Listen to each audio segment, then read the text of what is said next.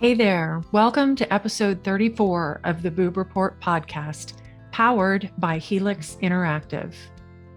Today, I'm hanging out with Denise Taylor, a success coach who was the primary caregiver for her mother after her diagnosis with breast cancer.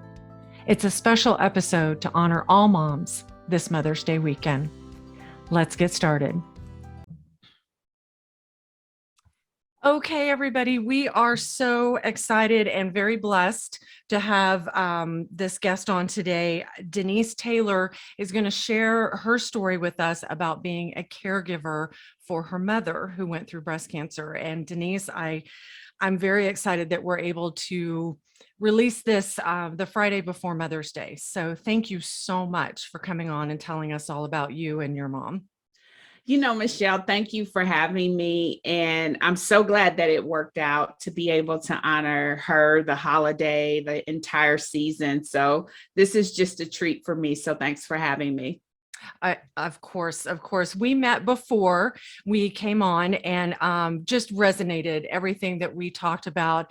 And I mentioned to you that I think that a lot of times the caregivers, the significant others, friends, stuff like that, people don't really take into consideration how hard a journey it is for you as well. And so I'm so excited that you could come on and really share that with us. So let's just dive in and talk about how and what you went through. Absolutely. So I'll just give a little backdrop about my mom's story, and then we can layer into how I jumped into that full-time caregiver role. So my mom experienced her first bout with breast cancer in 2016. She had a routine mammogram that displayed a spot, and within a couple months, she was into surgery and into her care treatment.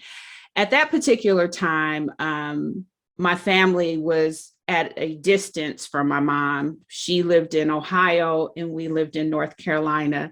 But fortunately, my job, I traveled a lot. So I would arrange my travel with a stop in Ohio, whether it was a leg to stop there or whether it was just an intentional visit to be there. I wasn't as hands-on the first time around. She seemed to have had a decent grasp of it. And much to her credit, she just kind of was a trooper through that entire experience, not really complaining about it, though I know it was demanding and it was just a very traumatic thing to undergo with Right. the surgery, the chemo, and the radiation.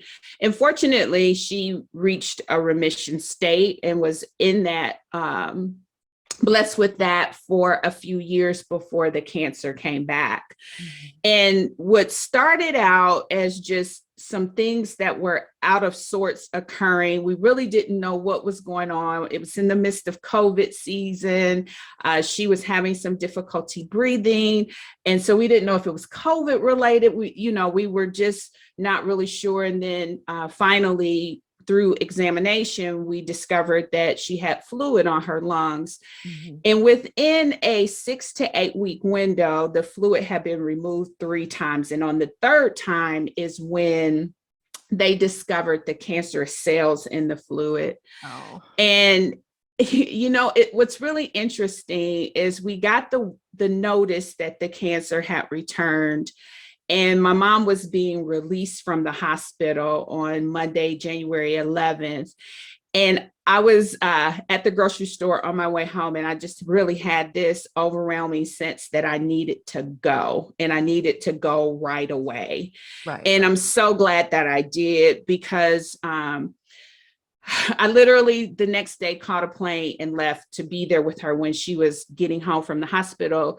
And over the course of that week, her health it declined and other things started to happen. And that's when I was immersed into this caregiver role. Right. And thankfully, from my mom's perspective, she had a lot of things in order that made it really easy for me to step in. And I can't imagine what people face without that diligence, the diligence of having a healthcare power of attorney, the diligence of having a power of attorney in general, the diligence of setting up that just in case paperwork, that someone could assume the responsibility, be it necessary. Yeah. And fortunately, she had that. I knew where it was. And so I was able to just travel in and move right into that role of being accountable for some of the choices that would result. And so that's kind of how it jump started for me. Right. And I so agree with you on the having everything set up ahead of time. Oddly enough, I have three brothers. They're younger than I am, and they're with my parents all the time in Texas. So that I get the traveling part and all of that. And we've actually taken the steps with our parents to get all of that set up. And I just, that's a whole nother episode, but I totally agree with you. That just takes one big, huge weight off your shoulders just to be able to step in and help in that regard. Absolutely. It was the biggest difference maker. I will tell you, there's a couple deliberate things that I'm glad that I had the mindset to do. The first was I set up a separate email account that was just for her records, just for her paperwork, just so that I could maintain it outside of the rest of life that was going on. And I was glad that I did that, to set up this separate account so that I could really begin to have whatever needed to be sent to me, whatever I needed to send out in this separate space. And so that was one thing that I was really glad that I was able to do, because within there, I was able to set up the signature with my name, that I was power of attorney. It just kind of set the stage for this kind of being something that I would maintain going forward. The second thing is, I will tell you, I was really glad that my mom was not of the technology age, because when I stepped in, she was in a little bit of a loopy state, if I could describe it as that, not really able to articulate much to me.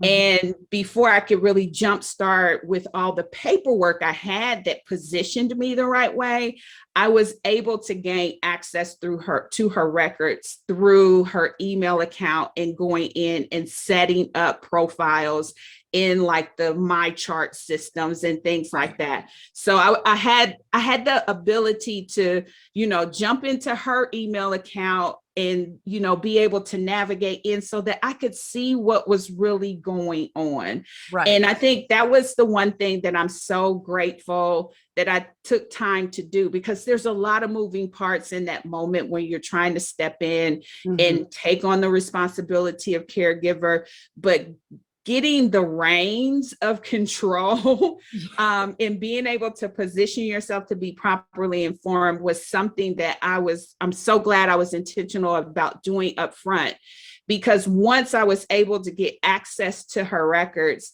then it became my learning assignment. I studied them. I had to go back across the doctor's appointments. I had to go back and just really get myself up to speed on what all had been discovered with her, what all visits she had, and what was really going on in terms of, just her healthcare. Yeah, exactly. Well, and I mean, speaking as a person who's gotten a major diagnosis like that, even I was diagnosed at 50, well, right before my 50th birthday. It's overwhelming and it's hard to keep track of everything. So as an older individual, sometimes it's so helpful to have someone there as an advocate for you, that can look over things. My husband was for me. I would have been lost without him.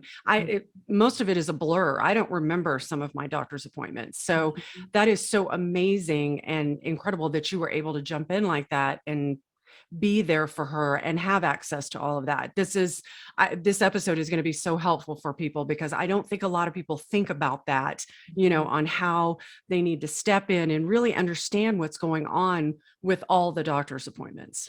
Absolutely. And the critical word there is all, because there are so many different doctors. And, my mom came home on that day, and by the end of the week, we were back in the hospital facing some other challenges that she was undergoing outside of the whole cancer thing. And she ended up spending 13 days in the hospital. And thankfully, I was able to be there with her.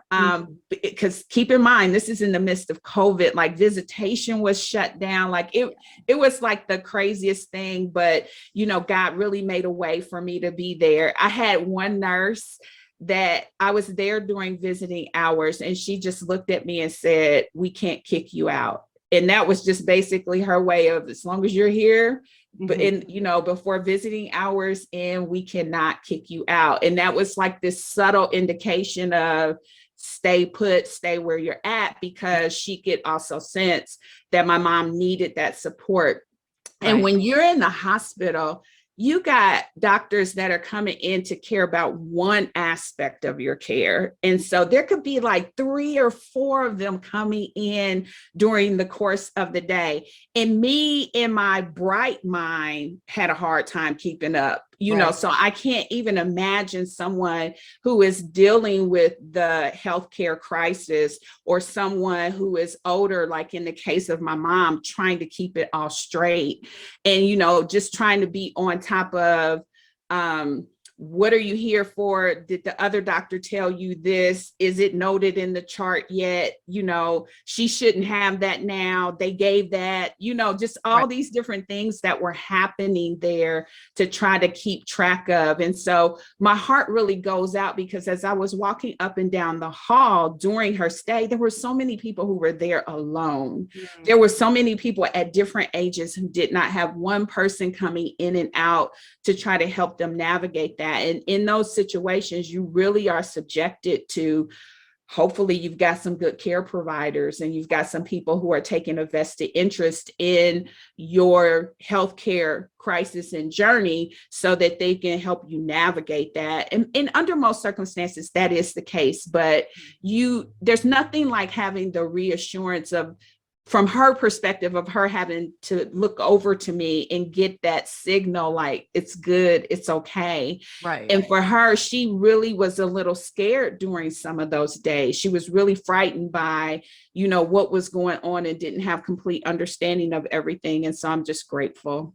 Yeah, I totally agree with you. I think that, doctors and nurses, they do the best they can. I think they're overworked anyway, but then when you throw in COVID, I've got family members, and friends that are in the medical field, and it just was such an overwhelming time. And I know for them, they appreciate having someone there. Most of them do. I know there's some that are like, but most of them, the majority, they appreciate having a family member or significant other or friend there to advocate for the patient, because that helps them out with their job as well. Because a lot of times, like you're saying, the patient themselves may be scared. They don't want to, I know women in general, we don't want to be a burden. We don't want to be too much, so we don't really say how we're feeling sometimes. So to actually have someone there to speak up for you, I think is so vitally important. There, and just to give honor where honor is due, because she really did have some good people who were caring for her during the course of the stay. But they went out of their way to try to make it as comfortable for me as they possibly could. When larger rooms opened up, they were moving us to a larger room. They were making sure that I had the chair that folded out into a cot. They, like just different things that they were intentionally doing to try to make sure I was comfortable while they were treating her. Just being very conscientious about making sure she was bathed and all of those things. And I really didn't get a sense that that was something they were just doing because my eyes were there. You can definitely, to your point, know when you've got somebody who is fully vested in caring for their patients. And I just want to give a huge shout out for everybody who was caring for patients in those seasons, because it made a difference. I'm here to tell you it really did. Yeah. And I think the patients that they lost during COVID, I saw the news stories, and it was just so hard on them, because they dedicate their lives, to taking care of people, to taking care of other people's family members and friends. And so I'm with you. Just a huge shout out to doctors and nurses. They're nurses, especially, no offense to doctors, but nurses are so hands-on and they're all the time. And I truly believe they're angels on earth. They're such Absolutely. Absolutely. yeah. So, just continue on with my mom's journey. She, like I said, she had some other complications that were not related to the cancer that resulted in surgery and some other things. So when she left the hospital, she ended up going into rehab for 2 weeks. And that was hard because they had a no visitation clause, period. So she Right. was there, and the only access that we had to her was through phone, and on phone where she's just begging us to come get her, and she was just trying to piece it all together because everything had happened so quickly. Mhm. So after her 2 week stint, my husband and I, we traveled up to Ohio. We came back home while she was there. We traveled back to get her. And it was around Valentine's Day that we brought her to live with us full time in North Carolina. So that was a big transition, to bring someone into your home. Thankfully, when we purchased our home, we had promised God that if our parents needed to come in, that we would open our home to them. And we had it wasn't a full in-law suite, but it was a bathroom on the first floor with the bedroom and bathroom there together, that she was easily able to just come and reside in until she passed. And so once we got her down here, that's when we finally went to the Levine Cancer Center here in North Carolina and started our relationship there. So again, being able to navigate that seat of control to get everything transitioned over, because we had to relocate her to a brand new state. We had to establish relationships with new doctors here.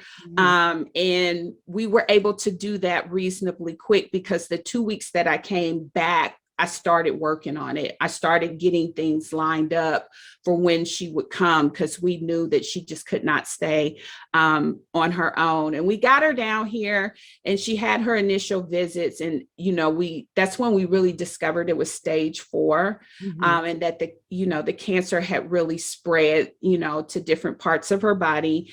And we just kind of set our sights on July. For some reason, we were just like, let's just get to July. Because in my mom's mind, she's like, I should be able to get an apartment. I should be able to move. And, I'm just kind of like, Mom, there's a lot going on right now. Let's just get to July and figure out what we're going to do then. And then I'm telling you, I had reached a point probably in April where I was like, if I never see another doctor's office, X-ray room, another test, another lounge, because it just became this onslaught of visits for any and everything. There was a cancer doctor for the breast, and then they have found a little cancer on one of her ovaries. So then there was a cancer doctor for that. And then, the other complications that she had. And it just was so many doctor visits. When we brought her down, this was one thing that I thought was very, very helpful for us. COVID played to our favor because everybody was home. My husband was home. My 2 daughters in college were home. Like, everybody's home. So it kind of played to our favor that way, because all hands were on deck that normally would not have been. But I was very intentional about having someone come in for a couple of days a week, even though I was just upstairs working. And it sounds a little crazy that you're paying somebody just to be downstairs with her, but on those days, it was as if I just didn't have to think about it. And it was just so worth somebody coming in, somebody that was helping her to get dressed on those days, someone who was helping her with breakfast, someone who was sitting down to, do whatever she was interested in doing. And at some point, she had mustered up enough strength to start going to the silver sneakers class here at the Y once they opened up for a few days. And so, someone to kind of help with that outside of the load of the family. And so I would tell people that there's a million reasons why you would just kind of reason that away, right? You would, whether it's, oh, it's X dollars an hour, or, oh, we're here anyway, or, oh, that's not necessary. It just gives you the time and space to just not think about it for a minute, right? Yeah, Because absolutely. juggling the doctor visits were enough and demanding enough, right? And so just having moments where we could just say, she's good, she's covered, somebody has eyes on her, someone's helping her, was just very helpful. And I would advocate that you get some support that way. Oh, I admire you guys so much, because that is so vitally important. Just the break itself and being able to just take a step back and breathe, and look out for yourselves. Because if you guys aren't looking out for yourselves, how can you take care of your loved one? And that's something that, resonates a lot. My husband was amazing. He was with me 24/7, but it got to the point where I was like, babe, you've got to get out of the house. The neighbors next door, this person's here, can come stay with me. You have got to get out away from me for a little while and just relax and have some fun. So he would go play volleyball or something like that, just whatever it is, taking a walk, going and having lunch with friends. It's so important, because you have to recharge so that you can be present for them when you come back. So yes, I absolutely agree with you and totally admire you for doing that. Yeah, that was a big thing. I will say the doctors here, they were very forthright with us in terms of her prognosis. But they still tried. And, she began taking medication. We knew that it was just a hair's chance that it could even work, but we went for it. And I will tell you, the thing that surprised me the most, and I'm so grateful that my mom had really good coverage. She worked for the federal government for a number of years. And so her retirement benefits were really, really strong. But I remember once we were going away for the weekend, and we had a friend that was going to stay with her, and I wanted to get her medication ahead of time. Right. And they were like, well, if you get it early, it's out of cadence with the insurance and you'll have to pay out of pocket. And when they started rattling off some of the numbers of what the medications cost, yeah, I was absolutely floored. I mean, I was just completely floored at the cost of the medications that we have to take. And, I know this isn't necessarily a campaign or advocate for trying to figure out how to get reasonable costs around, pharmaceuticals, but in those moments when I would hear those numbers and I would think about people who didn't necessarily have coverage like my mom, or people who were literally choosing between their healthcare needs and their meals, or it just, it really made me understand and have better perspective of that.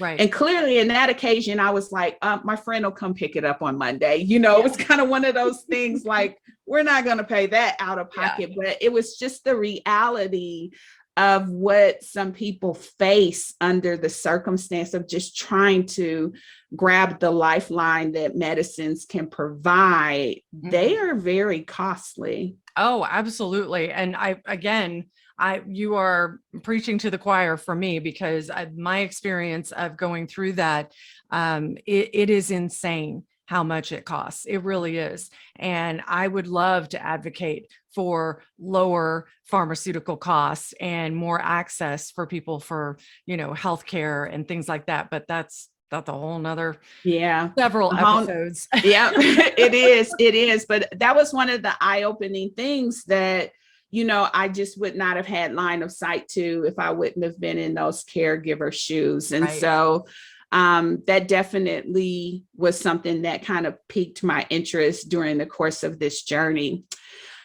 Just to tell a little bit more about the story, we did try, my mom was having some discomfort in her arm, and they put her on a pretty rigorous radiation schedule. And, the promise that I made to myself and I made to her, quite honestly, it was, as long as I say, come on, and you come, we're going. In that moment, when I say, come on, and you're like, no, then that's when we stop. Right. And she, as I mentioned, was just a really big trooper through the entire experience. But that last round of radiation, she didn't do chemo, but she was complaining of some soreness of where they had done some of the surgery. And they were thinking that they could see some cancerous cells that were forming in the area. And they were thinking that through radiation, they could kind of clear some of the area up to give her some relief with her arm.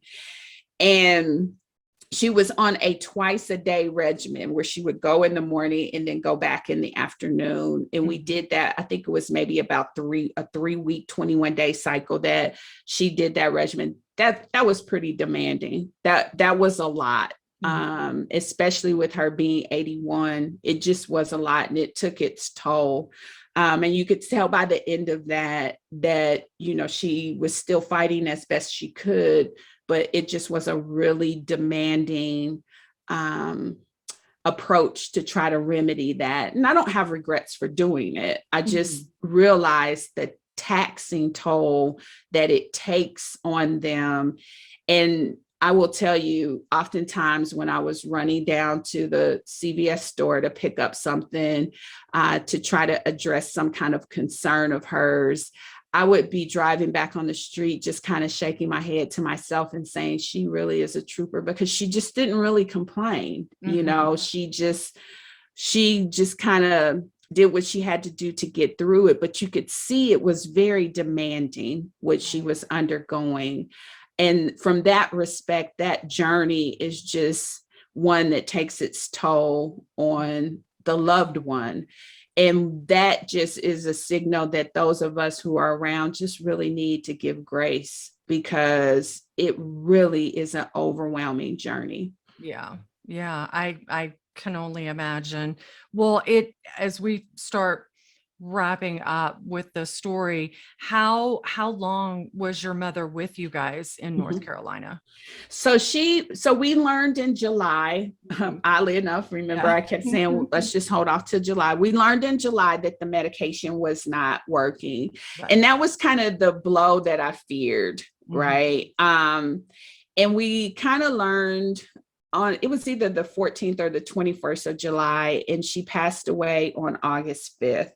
Okay. It was almost as if when we learned that it wasn't working, that we could see the decline happen with her pretty quickly. And we were faced with some choices and decisions that, quite honestly, I felt were in the best interest of our peace going forward. So by the time we learned that the medication wasn't slowing down the spread, that's when we noticed we were going back to the hospital a little bit more frequently for different things that were coming up with her. And on the last hospital visit, it occurred right before the last doctor visit. And on that visit is when they referred her to hospice care. Okay. And when they made that referral to hospice care, you could just see the decline happening, where she became a little bit more sedentary, a little less vocal, not really wanting to eat. You just kind of saw that decline occurring. One of the things that I wrestled with from the seat of a caregiver is throughout her entire stay, I never asked for anything, right? She would say, oh, let me give you. And I'm like, you're not eating any more food. You're not using any more energy. We're okay. I never asked for anything. There was only one thing I asked for that I wrestled with. And that was that I didn't want her to pass away in my home. Yeah. And I really wrestled with it. Now, keep in mind, we're in the midst of COVID. So the hospice facilities are like running over. They have nowhere for her to go. And so when the intake clerk came, it took all I had to say that, because in my heart, it feels like I'm rejecting her. Right. And that's not what it was. It's, I have to still live here. Yes. And, as I mentioned before, her room was on the first floor. So like, you're in a prime space. It's not like you were tucked away on the side of the house where I never have to really walk over that way. Right. And so just articulating that as a want, as a desire, was really, really difficult for me. And to make a long story short, we got things lined up. They were able to locate a bed for her, and we made arrangements for her to move. The people picked her up at like 3:30.